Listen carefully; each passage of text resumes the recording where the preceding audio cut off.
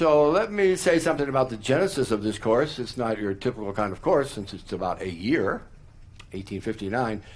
The idea for it, I think, first occurred to me some years ago when I was writing a little notice on Edward Fitzgerald, who was one of our first person today. Some of you may know that I write the Scientist of the Day blog for the Linda Hall Library, and before I did that, I wrote a scientific anniversaries email that I used to send out to subscribers.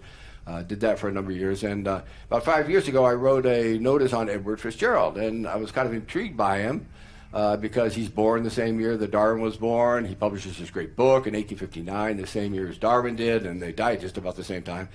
So my notice was kind of about parallels between rather different careers. But it occurred to me, if these two great books came out in the same year, what else happened in 1859? So over the year, I've kind of collected tidbits, birth dates, death dates, not so much birth dates, because nobody does anything interesting when they're born, but sometimes if you're famous enough, a death date is good, but mainly event dates. When was this published? When was this bridge built? When was this artifact found? Things like this. And so it turns out 1859 was a rather amazing year. I got to thinking just today about what from 2018, or let's say 2019, what happened in 2019 that we'll be talking about 150 years from now. If you can think of anything, tell me, because I couldn't think of a thing. So I think 1859, every year has something happening, but 1859 was kind of a special year. So what we're going to do is talk about, I think I've got 15 events or people or things on my agenda to get through in 3 classes, and we'll see what happens, how many of those we get through. I think it's important that you understand that in order to give a lecture series on a subject like this, I have to venture outside my expertise.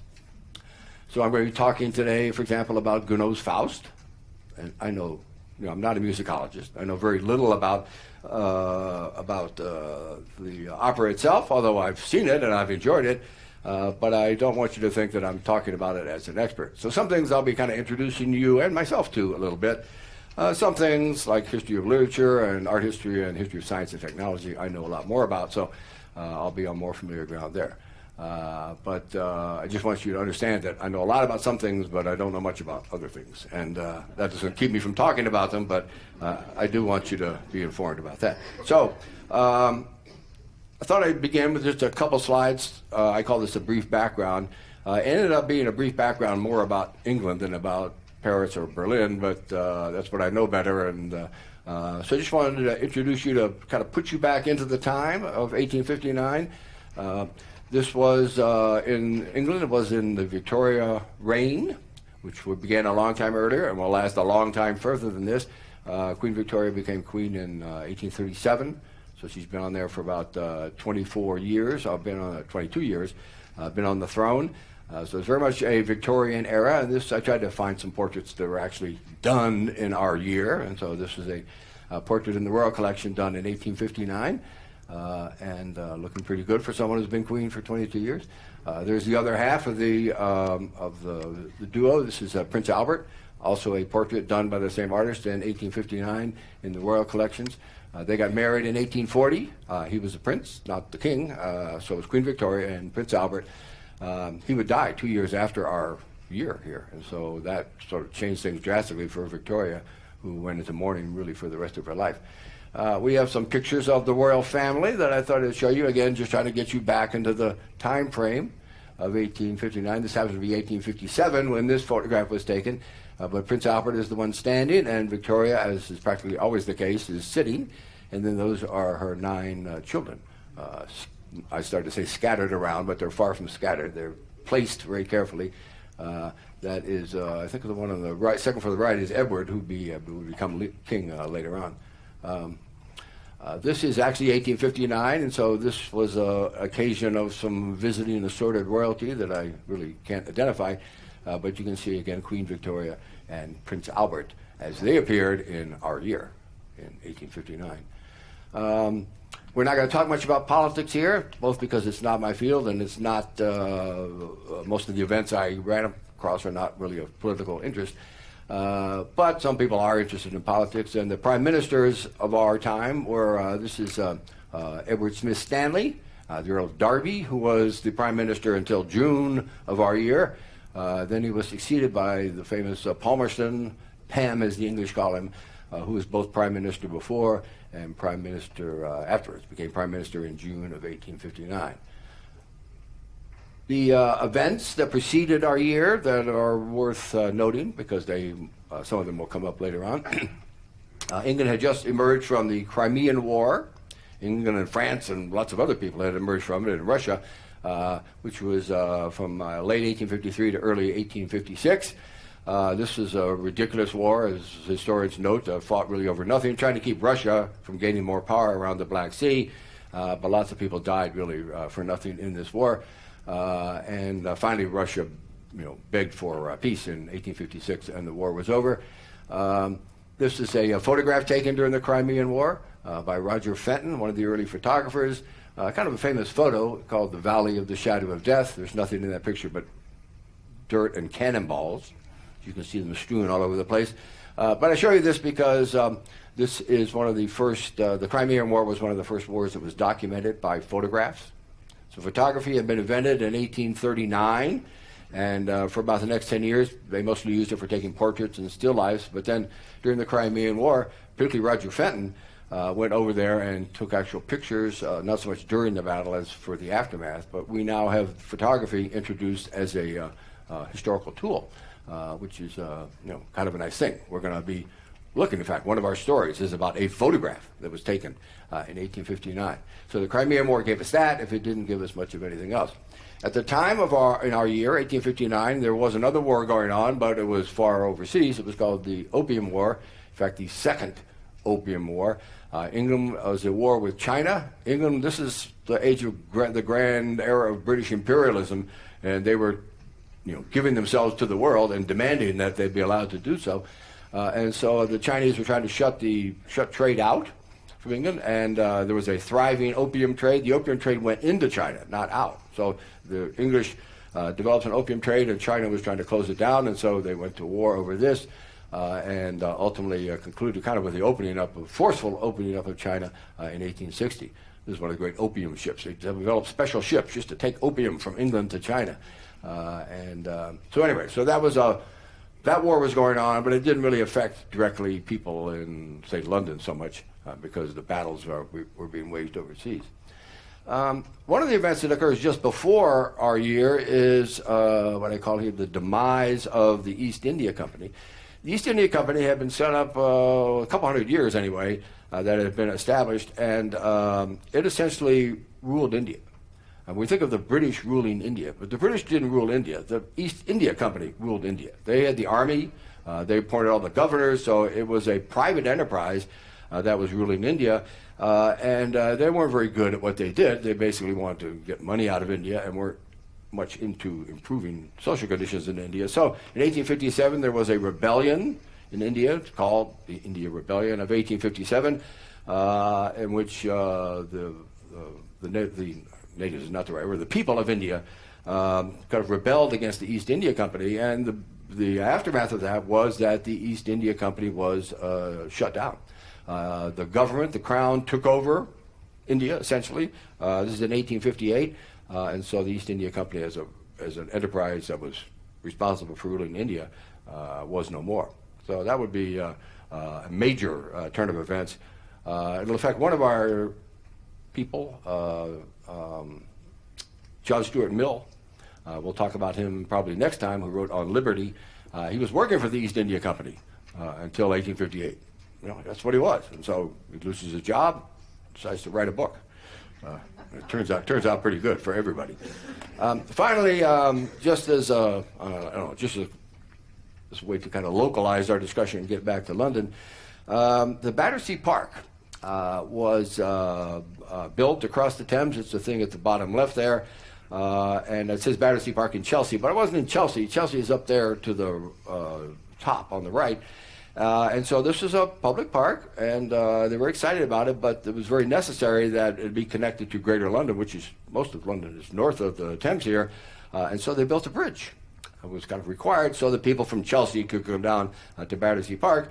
And this is the bridge. So this is built the year before our year. This is the Victoria Bridge, and it's a grand suspension bridge, looking kind of Victorian, actually, when you see it. It's been pretty much rebuilt. I don't know if it even exists, any part of it exists today, but actually it does, because the part that exists today is called the Chelsea Bridge. So it's not called the Victoria Bridge anymore. But this was a piece of construction the year before. So this is our final preview slide. So this is what London looked like in 1859. This is a picture of London in 1859. You can see the Victoria Bridge in the center there. That's the Vauxhall Bridge there at the bottom, and the Battersea Bridge is there at the top, just the three bridges across the Thames there. And there's Battersea Park at the upper left and Chelsea over there at the right. So this is the London that we're going to be talking about when we talk about those that are English here during our course. Okay, so I forgot to mention that there is a syllabus for this course, and I put it outside. Most of you picked it up, but probably some of you didn't. You can pick it up during the break, but essentially it's has a list of the things that I have a list here on the screen. So you won't miss much if you don't have one. You'll miss a souvenir, but you won't miss anything else. So our first thing that we're going to talk about is the publication of a book. As you see there, on January the 15th of 1859, Edward Fitzgerald published his translation of the Rubaiyat of Omar Khayyam. I should mention this earlier, but I didn't. So the way I've organized things in here is really imaginative. It's chronological. Okay. So I was trying to think of some way to hang things on, but it turns out it was pretty interesting to just see what happened in January, what happened in February. And so in this first period, we'll get up to about late April. And then next time we'll get maybe through September, and then the last time we get to Darwin. He's at the kind of the end. So this is a way we can save Darwin for the end. So this is like not only the first topic on our syllabus, it's the first event that one would want to record as memorialized in 1859.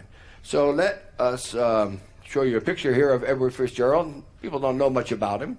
I didn't really know much about him until I started doing some research on him. He's born. What I knew about him was that he was born in 1809, the same year as Darwin, and he wrote the Rubaiyat before I started looking further. So we don't have any portraits of him in 1859. We have two portraits of him, and they're both in 1873. One is a painting, and one's the photograph that the painting was made from. We'll show you both of these. Here's the other one, the photograph. Edward Fitzgerald was trying to think of what he was born as. That wasn't his given name, but the name he was born under. But his father married into wealth, and his wife was rich, and so in order to get this wealth, he changed his name to his wife's name. So Fitzgerald is actually the name of Edward's mother, but it's the name that he took for the rest of his life. So he was, as I said at the bottom, very rich. I mean, really, really rich.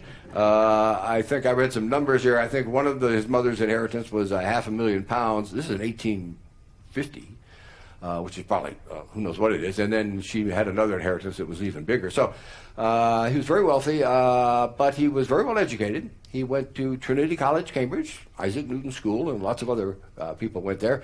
And he moved in literary circles, not as a major actor, but he knew Tennyson, and Tennyson knew him, and he knew Thackeray and others. So, but he's really only going to produce the one book that's famous, which is kind of interesting. So he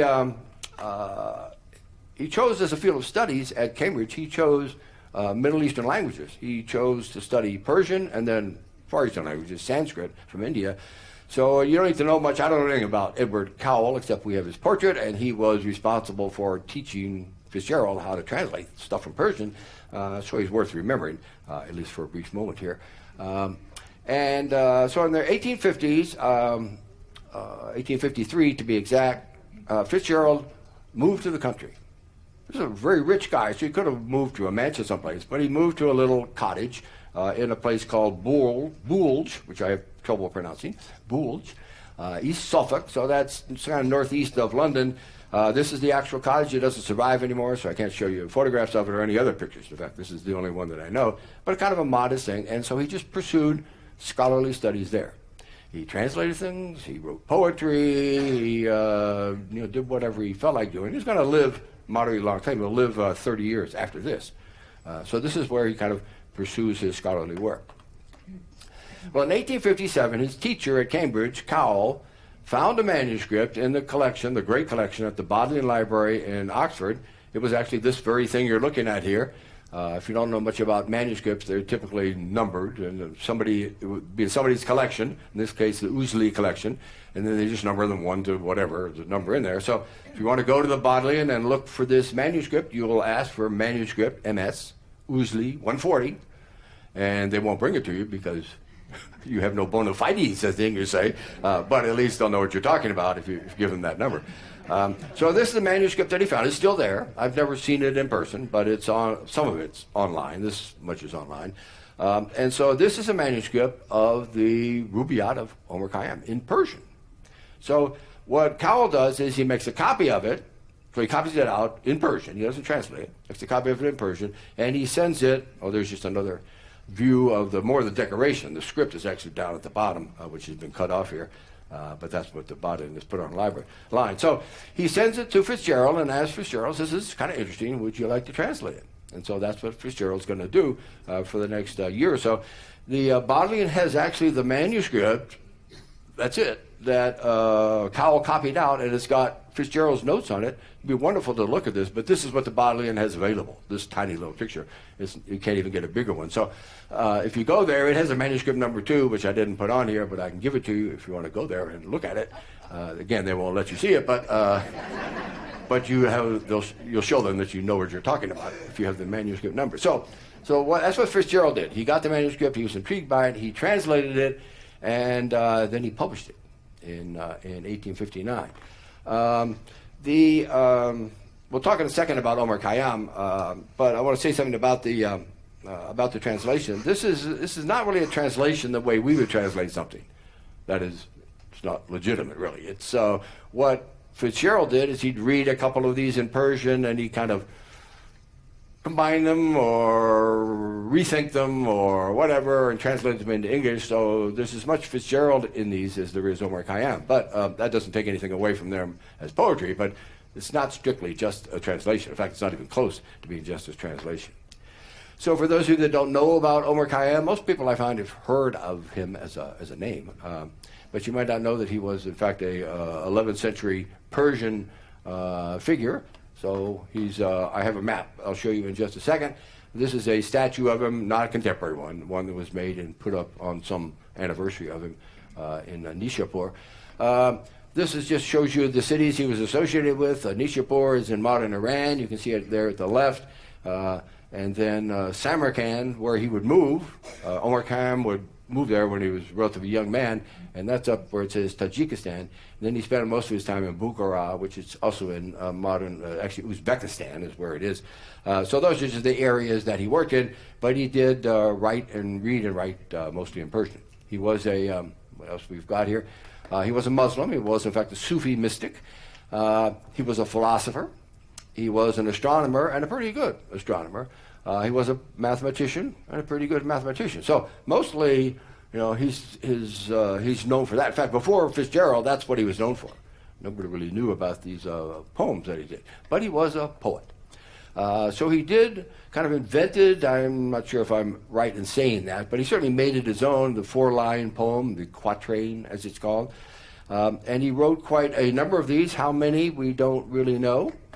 Look at these numbers. There are 1,200, a Rubaiyat is a quatrain, a 4-line verse. Okay. And so there are 1,200 of these that have been attributed to him.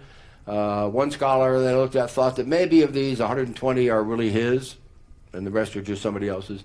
Another scholar I looked at said, well, maybe 30 are his. And so the fact is that these things got handed down over a long tradition, and other people kind of mixed things in with them. So we have no idea really what he wrote and what he didn't. I'm not sure how many quatrains were in the manuscript. That'd be a good question, actually, that Fitzgerald had. He would publish 75 of them, but I think there were more than that in the manuscript that he got. So he finishes with his translation, and the work is published on January the 15th of our year, 1859. It was published in 250 copies. It's kind of a limited thing. The courts that didn't really publish it, they just put his name on the cover because he was a reputable book dealer. I think it was really privately published. We'll talk about the reception of it after we talk about what's in there. So there's 75 poems in here. There it is, 75 quatrains or stanzas in this thing. I was trying to think of ways to kind of talk about this, so I said, well, I'll just put in my 4 favorite, right? We're not going to read the whole thing in here, but they're not in any particular order. They weren't in any order to begin with, and with the exception of 8 of these, which are grouped together, they're not in much of an order. Many of them are about love. Many of them are about drinking. Many of them are about love and drinking. And I put one of those in because it's famous, but most of them, the ones that are interesting to me are the ones that kind of reflect Khayyam's, or maybe Fitzgerald's, kind of view on life, which is that we're kind of like checkers on the board of life. We don't know who's playing us, and when it's all done, somebody just puts the checkers away, and that's it. So it's a different kind of a view of existence than you would find in most Victorian writers in 1859. So here's one. I picked the ones that both I like, and a couple of them are kind of famous. You might have certainly heard the first line of this. The moving finger writes, and having writ moves on, nor all thy piety nor wit shall lure it back to cancel half a line, nor all thy tears wash out a word of it. The moving finger, like the chess player. So here. So that you don't need to know this, but that happens to be the 51st one in this little book of 75 poems. The exception to them being randomly arranged is a collection of 8 that are 59 to 66 in this book, called had their own name. The Kuznama was the Persian name, and essentially it's called the Book of Pots, because it's about pottery, about pots. I put this first one in simply so the next one would make sense, but I'll read it anyway. Listen again. One evening at the close of Ramazan, ere the better moon arose, in that old potter's shop I stood alone with the clay population round in rows. That's to set up this one. And strange to tell, among that earthen lot, some could articulate while others not. And suddenly one more impatient cried, who is the potter, pray, and who the pot? I always like that line. Who is the potter, pray, and who the pot? And then the next 6 are all about pots reflections on things. And I didn't put any more of them in. This is probably my favorite one. I already kind of alluded to it. And number 49, 'tis all a checkerboard of nights and days, where destiny with men for pieces plays, hither and thither moves, and mates and slays, and one by one back in the closet lays. Great poem.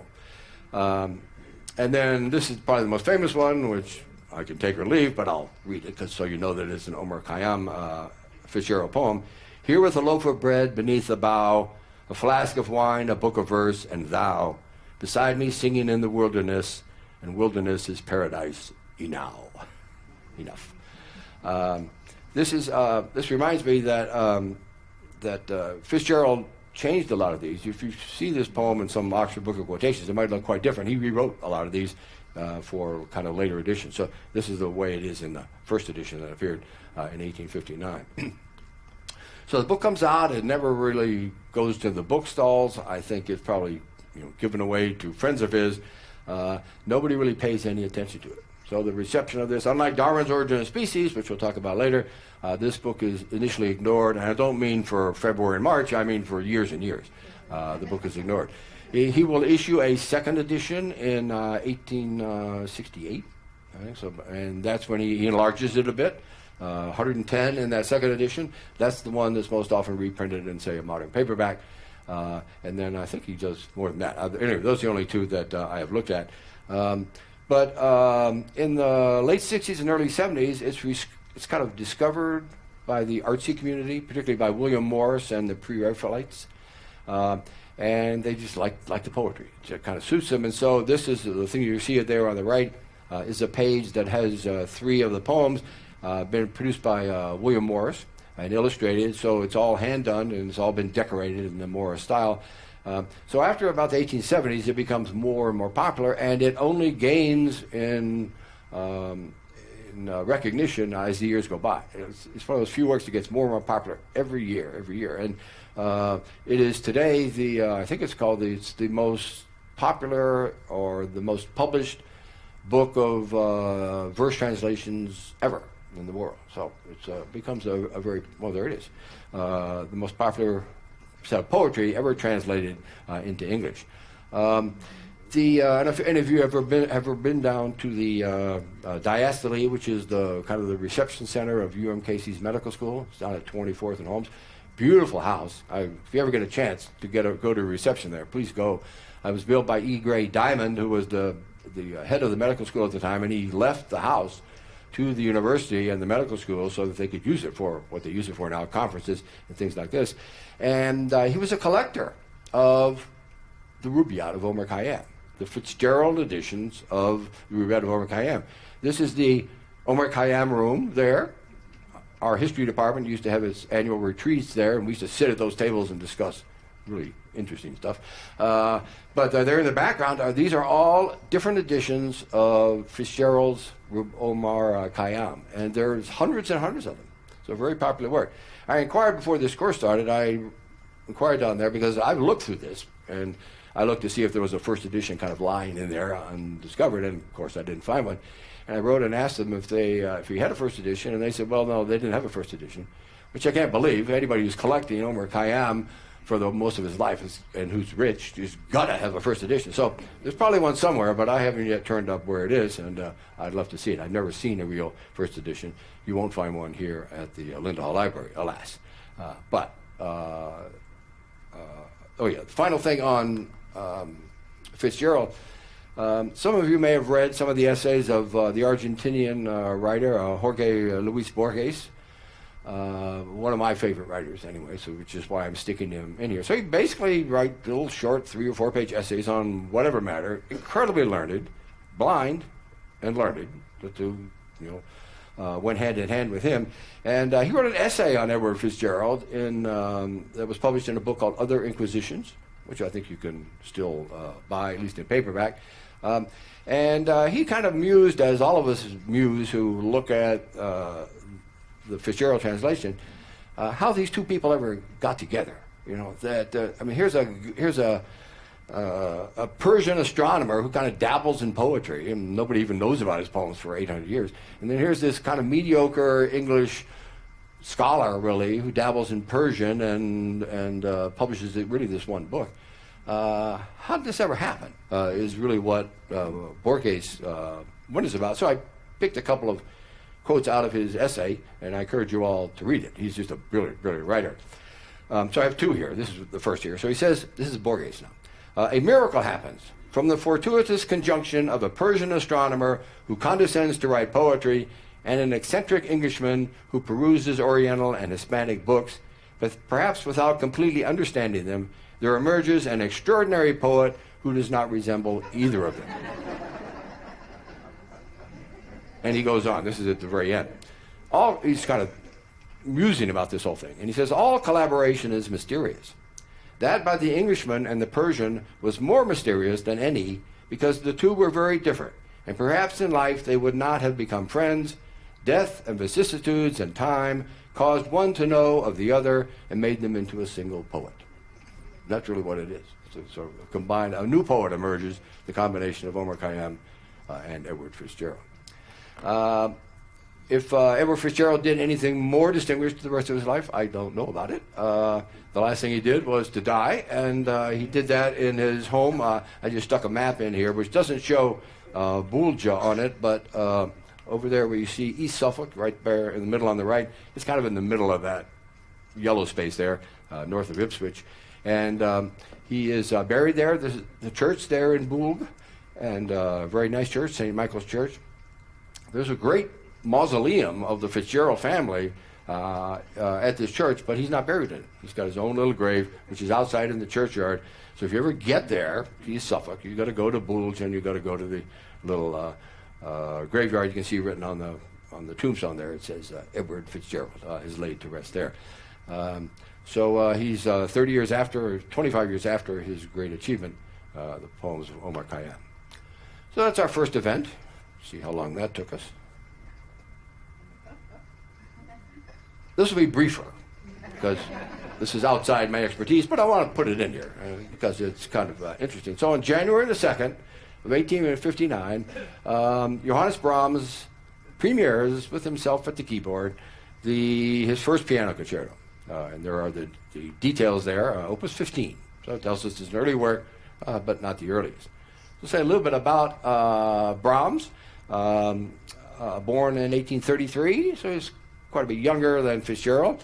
So in our time, he'll be like 26 years old in 1859. We have, there are 3 or 4 nice portraits of Brahms of this period in here. He learned piano from his father and became an expert, probably not the right word, kind of a concert pianist, and but also learned other instruments. He is going to be a composer after all. And Joseph Joachim was the one that he studied with. I'm leaving out a few here, in 1853. So Brahms met him, studied with him briefly, but the importance of Joachim really in Brahms' life is that he introduced him to the Schumanns. So Clara and Robert Schumann at that time were both well established. I think I have their birth years in here somewhere. Robert in 1810 and Clara in 1818. So they were well established. Clara was a concert pianist of her own. Schumann was an active composer. And the way Brahms met them is that he got a letter of introduction from Joachim that said, "Here I introduce Johann Brahms, the great pianist and a great composer." And Brahms carried this letter and knocked on their door. Went over and introduced himself. Robert wasn't there, but Clara was, and invited him in, and he played for her, I guess. And so anyway, she was very impressed with him, and the Schumanns, and particularly Clara and Brahms, would be lifelong companions. So that's kind of got him in. That was his way into the door of music. Here's a portrait of Robert Schumann, and I'll show you my one of Clara. We got as well. There are lots of portraits of Clara. And this was one more or less of the time that we're talking about here. So no sooner had Brahms met Schumann than Robert, this is actually a year later, Robert began to have problems, mental problems really. We don't really know what was wrong. There are lots of psychiatrists that have written about Schumann. He's either bipolar or it's manic depressive, but he had hallucinations, visions of things that scared him to death. And in 1854, he attempted suicide by throwing himself off a bridge. He was rescued, and after that, he had himself committed to an insane asylum, as they called them back then, and then he would die 2 years later. So Brahms is there with Clara through all this time. Clara and Brahms had an interesting relationship. She kind of always said she looked at him as her son, although she had other children. Brahms, I think, was thought differently of her, but anyway, it was still a platonic relationship they had throughout the rest of their career, but they were very close, and he kind of got her through these rough times. So this marked kind of the beginning of Brahms' composing period. We're not going to talk about any of these in detail. I just wanted to make the point that he hadn't done much before the first piano concerto. He'd done 3 different piano sonatas. He is a pianist, and so primarily he writes for piano, 4 sets of songs, a scherzo for piano, a piano trio, some ballades, variations, mostly these piano pieces. So these are the things he wrote between 1855 and maybe 1859. The only works he'd written for orchestra were 2 serenades, and these were done and finished in 1858 and 1859. I'm not going to talk about them because I don't really know anything about them, but they're quite popular still. So in 1859, in 1858, he completes the manuscript for his first piano concerto, full orchestral work with piano. The manuscript for this survives. It's in the Morgan Library in New York. I've never seen it, never had occasion to go looking for it, but there it is. And so most piano manuscripts, there are multiple versions of it because composers never stop revising things. So I don't know what stage this is, whether this is the one that was performed in 1859 or not. But anyway, on January the 22nd in 1859, with Brahms at the keyboard, the first piano concerto is inaugurated. His first big orchestral work. The reception of this is described as cool, and I got tired of cool, so I put tepid in here, which sort of is the same thing. Anyway, nobody ran out to the newspapers saying a new genius has arrived. It was so. This is in Hannover. So this is in Germany. In Leipzig, about 5 days later, it was redone, and there was kind of the same kind of reaction there. It was reperformed about a month later to better reviews. Now, reviews isn't the right word, but anyway, better reception, and then it just kind of disappeared again. So this is a funny kind of a work. Brahms is one of the great composers. I put up here the things that most people know about him. So if you've heard Brahms, you've heard probably some of his symphonies. Symphony 1, 1876, that's when that appears. Number 2 the next year. His violin concerto is beautiful, 1878. The second piano concerto, which is probably the more famous one, is 1878 to 81. So primarily he's a writer of the late 1870s. So what this piano concerto does, and the piano concerto is not well received really until then. So people have to kind of go back and rediscover it. So this is really not the appearance of a major work like the Rubaiyat in final form. It is like the announcement of a composer to come. It is a great concerto, and Clara Schumann loved it, and tried to get people interested in it, but it wasn't until for about another 15 years that people would realize that this is something to be treasured. This is the Brahms most of us know. When you look at pictures of them, that's kind of what you get. That's the Brahms of the symphonies, but the Brahms of the first piano concerto was quite a different thing. All right, so we can squeeze this in here. Well, I'll see. I'm going to stop in 5 minutes no matter what, but I'm going to get started on this.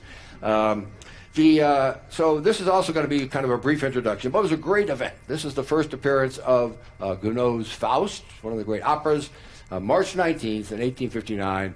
This premieres in Paris. We'll show you where that happened. So this is Charles Gounod. That's a popular birth year, 1818. That's Clara Schumann's. And so he's French, as you probably already know. He was, up until 1859, he'd written some things that are still played. The St. Cecilia Mass is really the first thing he wrote that anybody took much notice of. His Symphony No. 1, which I don't think is ever played today, but it inspired Bizet's Symphony in C, so it's important for that. And then the Ave Maria is actually quite famous. He wrote that over the course of a number of years and revised it, and the final version actually came out in our year. I thought about bringing that in, but I'm playing it because he and Schubert's Ave Marias are the two famous ones. So he deserves credit for that. But the opera is what we're going to look at today. So the opera premieres, as I say, March 19th, 1859. There's a lot of memorabilia that survives from this in France, in the Bibliothèque Nationale, and that's mostly what we're going to rely on here. The opera is based on a play by Johann Wolfgang von Goethe. And the play was first published in 1808, although he revised it in 1829, so that's the version you'll find in most of the books. So, and it doesn't deviate too far from the play, except kind of in tone. It's not as somber, really, as Goethe's is, the Gounod's Faust. But that's what the thing is based on. So this is the theater where it opens. This is the Lyric Theater, the Théâtre Lyrique in Paris, and this is a contemporary view of it, so it's the one off there to the left. In Paris at that time, they had 4 opera companies. And the one was called the Opera, and that was the big one, so it's like the Met, So if you could get it in the opera, that was great, but Gounod tried and couldn't. So the impresario of the Lyric Theater agreed to take it on, and so this is where it was actually produced. Here's the theater where it premiered. We have pictures of the stars, who I don't know otherwise, but Barbeau was was Faust, and Marguerite was the woman on the right, who was the wife of the impresario who ran the theater, so that was a good gig. And what's the interesting thing about it, the thing that first intrigued me about this is that all of the set designs, engravings of all of these still survive in the Bibliothèque Nationale. They put them all online. This, is, for example, is in Act 2, Scene 2. I'm not going to have time to talk much about the plot. It's very simple. Basically, Faust, the old man there, kind of in the middle, is despairing at the uselessness of his life, and so he tries to commit suicide unsuccessfully, calls on the devil, and the devil shows up. That's Mephistopheles on the left, and in turn for making an agreement to sell his soul, Mephistopheles will help him through the last years of his life, namely procure him love and kindness and things like that. And so these are all contemporary 1859. These are all dated 1859 kind of set designs for the first performance. This is Faust and Marguerite, the poor innocent, not to be so innocent shortly. This is in the garden before he seduces her, and then she will bear his child. She will be shunned by the populace.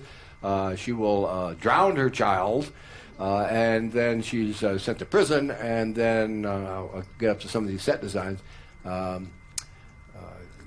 There she is in Act 4. She's praying in the church for salvation, and then there she is in prison. This is kind of the final scene where Faust and Mephistopheles show up, and they sing a duet together, and then she dies and goes, her soul passes up to heaven while Faust is kind of left behind. Kind of interesting that a child slayer is going to heaven, but anyway, she does in this, and so anyway, it's a great opera. It has great arias for bass. Mephistopheles, just a great part. So if you've never heard it, rent a CD from the library and listen to it, or find it on when the Met does it. So I'm making that very brief. But it was, unlike Brahms Piano Concerto, this was very popular, immediately well received. It went through 309 performances at the theater there, and then it went to the opera. It made it to the big opera, and it's been kind of performed ever since. It's used to be like one of the top 10 operas. I think it's kind of fading in favor a little bit. I'm not sure why, but it's certainly one of the three most often performed French operas. Anybody know the other two? Carmen, correct? Did I hear Offenbach? The Tales of Hoffmann by Offenbach. Those are kind of the three most performed French operas. But anyway, it is a great opera. It's one of our events here. So that's all very quickly, but it gets us to something I know a little bit more about. And that is Frederick Church and his painting The Heart of the Andes, which premiered, if you don't think of paintings as premiering, but this did, premiered on April the 20th, 1859. So we'll talk about Church a little bit. He's one of the younger figures, born in 1826. So he's like 33 when his painting is made. There's a youthful portrait of him. Most people have heard of Church, since he's one of the great romantic painters of the United States. He was from Hartford, which is where I grew up, so I was exposed to Church kind of early on. Well, I grew up in West Hartford, so but it's near Hartford. And he was a part of kind of the second generation of what we often call the Hudson River School. I think every American painter is put in that school, but he did study with Thomas Cole, who founded the school. And being romantic, what these Hudson School were doing were kind of worshiping or revering the landscape as opposed to the humans that occupy it. So most romantic paintings are gorgeous landscapes. Human figures are very tiny in most cases and unimportant. That kind of was the whole report. I put in there influenced by Humboldt because that is not incidental, and we're going to be talking about Humboldt next time. He'll die this year in 1859. But Alexander von Humboldt was the greatest of all really German explorers, one of the great explorers of all time, and one of the great scientific statesmen of all time. Born in 1769, so this is a long time before Church. But when he was a young man himself, he was 30 years old when he went on this. He went to South America and he explored the Orinoco River and much of South America, got to the Andes, got to Ecuador, and he even climbed some of these mountains there. And then when he got back, he wrote a narrative, multi-volume narrative, of which we do not have the original here at the library, but we have a beautiful facsimile of it, which kind of introduced people like Darwin. Darwin is a great fan of Humboldt, introduced them to exotic landscape, and things that the Romantics just love. Towering mountains, tiny people. What you did. This is actually Humboldt himself. This is a painting that appeared in his book. It's a detail of it, but it shows a mountain in the background, Pichincha, which is just outside of Quito, and that's Humboldt there at the bottom. This is another mountain that he visited. He didn't climb this one, I don't think. Cotopaxi, and which is an active volcano. So it's always shown as kind of steaming. And then the most famous of all the volcanoes, Chimborazo, which is a towering volcano. I think it's like 22,000 feet. I think maybe the biggest volcano in South America. But Humboldt actually almost climbed it. I mean, he took his party when they got up to about 17,000 feet, and of course they couldn't breathe anymore, so they had to come down. But it was impressed people no end. This is probably the most famous thing he ever did, was half climb a mountain, and that kind of established his reputation after he got back. So anyway, Church loved Humboldt. He loved the idea of going to South America, painting mountains. You know, it all comes from Humboldt, and that's exactly what Church is going to do. So in 1853, he gets to visit Ecuador. His way is paid for by Cyrus Field, the entrepreneur who would shortly thereafter launch the first Atlantic cable. And so he goes down there with Cyrus Field, and Cyrus Field wants somebody to paint because he's got South American interest there. He wants somebody who can paint the landscape, and so that's what Church does. And then he comes back and he paints, and I'll show you, for example, you see there Cotopaxi. This is in the Smithsonian, and there it is, a few feet away. So this is a typical early Church painting, very romantic. The mountain is the focus. The little settlement there at the bottom is kind of incidental. This is probably the first Church painting I ever saw. This is the mountains of Ecuador, painted at the same time. This is in the Wadsworth Athenaeum, which is in Hartford. And actually, it's a beautiful painting. It's doesn't single out any particular painting, but you get the cragginess of the Andes, and again, the beautiful landscape. He was an exquisite painter in terms of realism and detail for a romantic painter. Here's another one he painted, the Andes of Ecuador. This is in the Ronaldo Museum in Salem, North Carolina. I have not seen this one in person, but I'll show you slightly larger.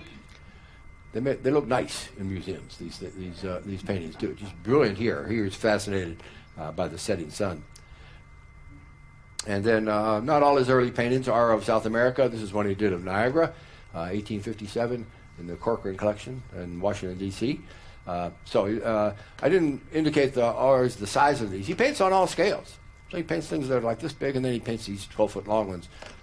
So he's really good in either one. So he comes back, paints, then he goes back to the Andes in 1857, spends another year there, comes back and paints some more. This is Khayyam. This is one of the small ones, so 8 by 12.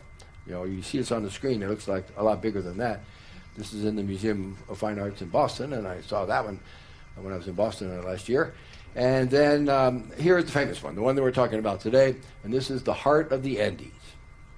So he works on this in 1858, and then in 1859 he kind of unveils it to the public in a very dramatic way.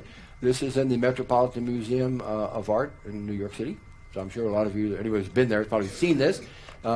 When I was, not the last time, but the time I was looking for this painting, this was back in, 2000, I don't know when it was, early part of the 21st century.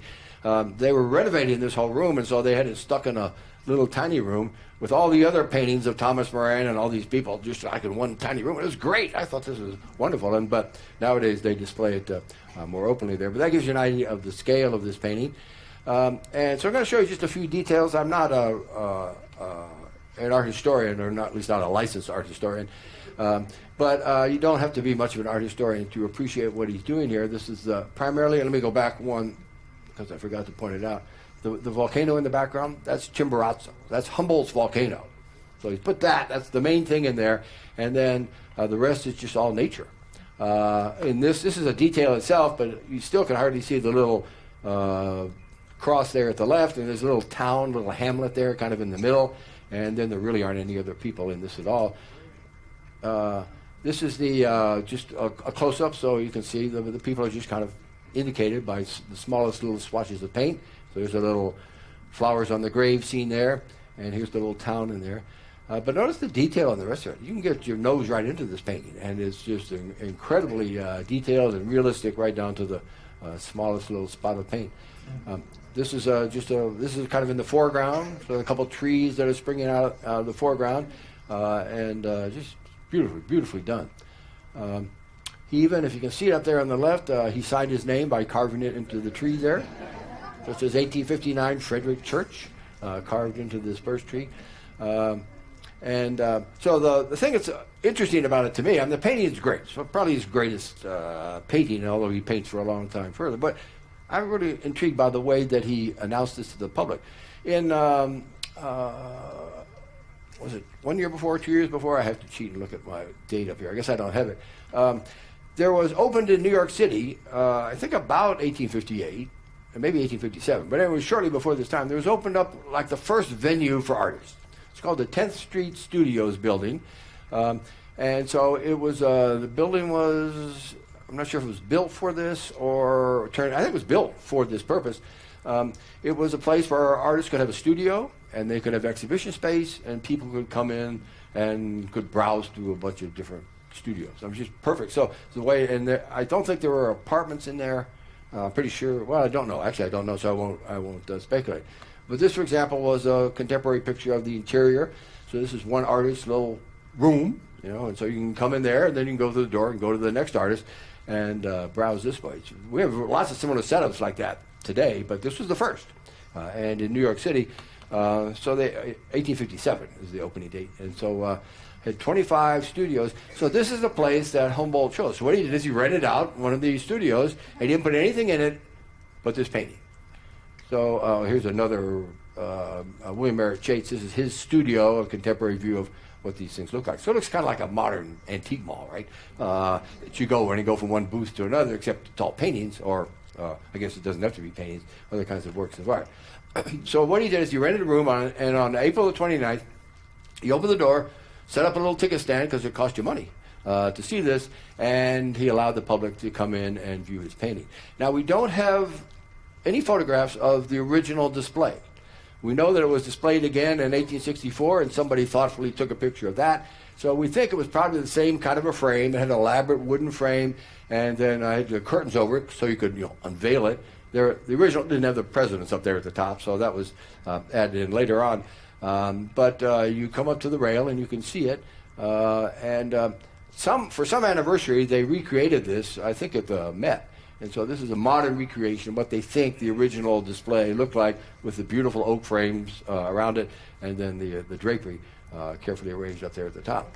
So you paid 25 cents. Paid 25 cents at the door. You got to spend, I don't know if they limited your time there, but you got to look at the painting. And then you went out and told your neighbor, and they came and paid 25 cents. And they had 12,000 viewers. So that's a lot of 25 cents. To come in the door, and that's just in 4 weeks. So this is a unique kind of an event, to my knowledge. Nobody had ever done this kind of thing before, where you create a painting, you don't show it to anybody until the magic day, and then you open it up, and you have an opening, a real opening, and then you charge money for it. So I think it was quite a unique event.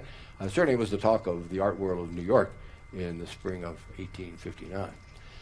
There's a slightly wider view of it. You can see over there on the right in the Met. I think most people go in and see George there crossing the Delaware. But if you turn to the right, you'll see really a much better painting. Okay, the fifth item, number 6, because of our introduction, but the fifth item on our agenda, and we may get through this one, which would be nice, is kind of different, but it was just as important as anything else that happened that year, almost as important as Darwin later on. And that is the establishment, or the confirmation of human antiquity, which is simply the idea that humans have been around on Earth for a long time.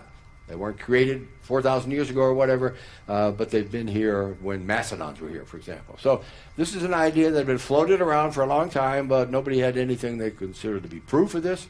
Proof comes in 1859, so on April the 27th of 1859. So if you want to argue that humans have been around for a long time, you could establish this in several ways. You could find human remains along with, say, mastodon remains, but nobody had. In fact, hardly now we hardly have. So you could do that, or easier, you could look for tools. So by the 19th century, it was becoming realized that humans, in the early days of their existence, made stone tools. They didn't have metal, so they made stone tools. And they lived in caves, or the equivalent. But the impression was, for most people, that these are early humans, but this was still 4,000 years ago. This wasn't like 50,000 years ago or 100,000 years ago. So if you want to establish it, you've got to find proof. You've got to find a way of finding a tool and find it along with something else that is old, that you can prove is old, because you can't date the tool. You just can't take a tool, even nowadays, you can't take a tool and date it. So there have been people that argued for human antiquity before the event that we're going to talk about. And the primary one, I'm going to skip one slide here because we don't need it. Oh, we'll skip this one. The first person to make the argument that humans were around when mastodons and mammoths roamed the earth, and saber-toothed cats and things like this, was a man named John Freer, who hardly anybody has heard of, but deserves a lot more acclaim than he gets. And he found in 1797, he found some flint tools, some stone axes that you're looking at right here. He found them in a little region called Hoxne, which is in Suffolk, not too far from where Fitzgerald spent his time. And these are the prints. This is, again, 1797. There's a little arrow there that shows where Hoxne is, and Suffolk is right between Suffolk and Norfolk. And I'm going to skip, that's what I'm going to skip. So what Freer did very brilliantly, what he did is he didn't just find these tools and take them out and show them to somebody. He carefully made a record of where he found these. And he published this in the Journal of the London Society of Antiquaries. There's kind of a close-up. So he says he found them 12 feet down in this pit, and above this was vegetable earth, soil, clay, and sand mixed with shells. There were sea stuff on the top. And then below that, there were these flints, as he said. So he describes this very carefully, and indeed we know these were prehistoric tools that were made, and since they were left there, the sea had indeed covered this land and then gone down again. So it's a pretty good argument. And so one could say that human antiquity had been discovered in 1797, except that two things. Nobody knew about this, unless you were a London antiquary, and then the ones that did know about it didn't believe it. There are lots of ways in which a flint can get in a pit, even below some seashells. Somebody can dig a hole and throw them in. That's not proof. And so his discovery is more or less neglected until 1859. It's going to just, the people that know about it simply discard it. It was, however, the first good evidence for human antiquity. We now know that he was absolutely right. And we did an exhibit once here on the discovery of human antiquity, and this is kind of where we start. This is really the beginning. So nothing much happens for about 40 years. In 1858, in England, a cave is discovered that has evidence of early human activity. It's called Brixham Cave. I'll show you. I have some pictures here to show you where it is. It's in Devonshire.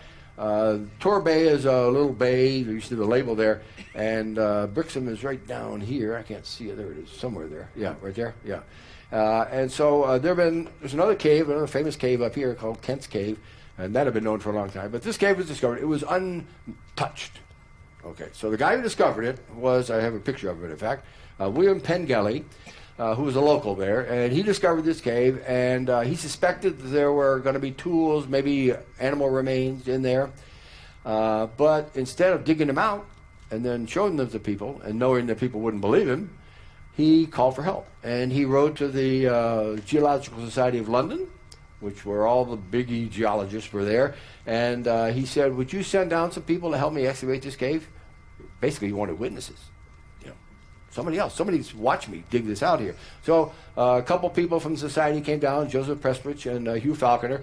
So they came down and they excavated the cave all together so everybody can see what's happening. And they discovered in there there's a little nice, I just stuck it in because it's a pretty little drawing of Torquay, the city there at Torbay, which is a big tourist town. So they found in this cave, when they excavated, they found the bones of extinct animals. These are cave bears on the left. There's some hyenas in there. I don't think they had a mastodon, but they had enough to know that these were extinct animals. And they found isolated stone tools, which do not appear in this picture. So they were convinced that humans were indeed ancient, that humans had lived when mastodons were on the earth. And they would make this argument here, but they didn't really have kind of the bullet that they needed in order to make a proof. So right after they came back from this excavation, Prestwich and a new guy here, John Evans, Prestwich is kind of the important one, they decided to go to northern France because there were a lot of places there where people had been finding tools kind of in isolation, but the suggestion there was maybe you could find a tool kind of in place, and we would therefore know that it really was ancient. So they went, and they had the reason they picked this town, they picked northern France to go to, is a man named Jacques Boucher de Pert, who we have to kind of leave out of this, but he's really an interesting guy. He lived in Abbeville, and he had discovered thousands of these hand axes. But he found them all in gravels, stream gravels. They weren't in context. And so he published books on this. He argued that these were evidence for human antiquity, and everybody said, we don't know, when these were made. There's no context for them whatsoever, so nobody believed him. But there was evidence that there were stone tools there, so that's why they chose this region to go to. So these are some of the flints that have been, we now know these are ancient tools, but nobody could prove them kind of in 1859. So the place they decided to go to was near Amiens. It's a little place called Santa Chule, and there's a little, it's written there on the map, there was a little quarry pit that they found there. This is Prestwich and Evans. And on April 27th of 1859, as they were kind of rummaging around this pit, they saw in the wall of the pit, sticking out, but not removed, sticking out, was a flint. It was a hand axe. And so before they pulled it out, they went and they hired a photographer. And this is new, that you'd hire a photographer to do this. They hired a photographer. He came out and he took a picture of them. It's hard to see in here because this is kind of a picture of a picture, but he's pointing in the walk wall to this tool. There are other pictures, apparently, which I've never seen, that are closer up, and they show the tool in a little bit more detail. But they're saying, here's a tool. We haven't dug it out yet, but you can't deny that that's where it is. It's 12 feet down in this pit. So they dig it out after they're photographed. They dig the tool out, and they bring it back to England. They make some notes on it. I think it's neat that this thing still survives. In fact, it was only discovered, I think it maybe 10 years ago. Somebody found it, I think in the Royal Geological Society. I'm not sure exactly where it is. I should know, but I don't remember. But this is the actual one that they pulled out of this bank, and they wrote little labels on it. These are contemporary labels. So Joseph Prestwich actually did this. Here's the tool itself. And then here is a close-up of this region here. And it says here, I translated it up here, Sénéchal at Amiens, 11 feet from the surface. Note, written in later. Present when found. I was there. And then April 27, 59. And then it's got a modern sticker on there as well. But this, really, you could have believed in human antiquity before this, but you didn't have the crucial piece of evidence. And so after this, let me show you I forgot the rest of the story. So Prestwich says he learns about these flints that were found in Hoxne, nearly 50 years before, and so he goes to see them. They were in London. They were in the Antiquarian Society there. So he goes to see these flints. They still survive, amazingly. There they are. So he goes to see these, he looks at them, he compares them to the ones he had, and he said, John Freer was right all along. These are evidence of human antiquity. And so then finally Prestwich publishes this paper, May 26, 1859, on the occurrences of flint implements associated with the remains of animals of extinct species in beds of a late geological period in France at Amiens and Abbeville, and in England at Hoxne. And what he argues in this is that these tools are ancient. We found the remains of extinct animals along with these tools, and there's no denying anymore that humans have been on Earth for a lot longer than the biblical 4,000 years. And the interesting thing about this, Freer made essentially the same argument back in 1800 when he published his paper, but with this, it was like case closed. So now all the geologists and all the students of the collectors of fossils, they agree that, we found the crucial piece of evidence, and so the idea of human antiquity is suddenly established as a fact in 1859, whereas before it was just a conjecture. All right, we're going to start on this because we can't waste our time in here, but we're not going to get very far because in 5 minutes we're going to stop. But maybe we'll introduce Dickens here. This was the last subject I was going to cover today, and so it'll end up being, we'll just get partially into it, and we'll pick it up next time. But this is the publication of The Tale of Two Cities by Charles Dickens, who everybody has heard of, and probably everybody has heard of the book. So April 30th is our crucial date. We'll explain this publication and why we got the several dates in there in just a second. So everybody's heard of Dickens. He was worked in London, born in 1812. So he's a little older than some of our people. He's about 3 years younger than Darwin. This about 3 years younger than Fitzgerald. And when this portrait was taken, you can tell by his 20s, he was already fairly famous enough to afford to get his picture taken. So this shows him at age 27. Here he is at age 31. The writings that he's known for began to appear in the 1830s, so 20 years before our time. Pickwick Papers, one of his first well-received works. Oliver Twist, 1837 to 39. Again, I'll explain why we have a range of years there. A Christmas Carol, which all of you are going to see in the next month, 1843, and then David Copperfield in 1849, 1850, and there are about a half a dozen here that I just kind of left out. So the point is that even by 1850, he is a very well-known writer. Here is, to get closer to our time, here is his photograph in 1858, age 46. That's kind of the Dickens of, when you look him up on Wikipedia, you got a picture kind of this era. Here he is of the year after us. So we don't have one from the year of our thing, but we'll just average these two. And if you can average a photograph, and that's Dickens. So if you go to London, there are remnants of Dickens every place. This is a blue plaque, as the British call these things. They're all over in England, and they're kind of nice, actually. They record so-and-so lived here. This is the plaque that records where Dickens lived. Actually, the house he lived in is gone, but it's near this site, as it says. But I want to show you this one. It says, this building housed the offices of Charles Dickens Magazine all the year round, and his private apartments from 1859 to 1870. And the reason I show you this is because of the phrase, all the year round. Dickens published most of his works in journals, magazines, pulps.